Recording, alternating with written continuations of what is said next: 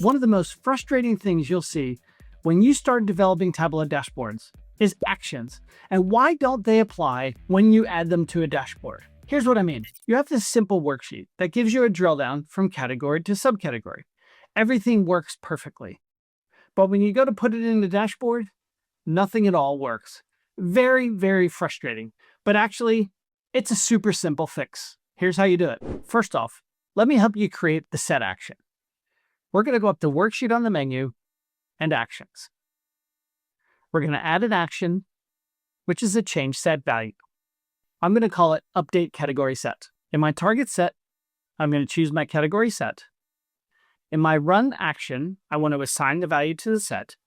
And when I clear it, I want to remove all values to reset it to the category level. Click on OK and click on OK again. And our set action works perfectly. I can click on a category, it drills down to my subcategory, click on a subcategory twice, and it goes back. Perfect. So here's what happens when you put it into a dashboard.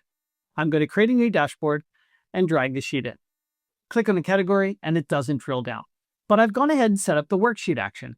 So what we actually need to do is change that worksheet action to a dashboard action. Go up to Dashboard on the menu, and then choose Actions. Choose your Update Category Set action, and choose Edit. And notice in this section here in the source sheets, this is actually only referring to the worksheet itself. That's why it's a worksheet action. We need to change that to a dashboard action. Click the drop-down and choose your dashboard. And I only want it to apply to that sheet, and I can leave everything else alone, but do double check that your category set is still selected. Click on OK, click on OK again, and there we go. We're getting our nice little drill down. And that's all there is to it. If you enjoyed this, don't forget to check out the description for all of the ways that I can help you learn Tableau. See you soon.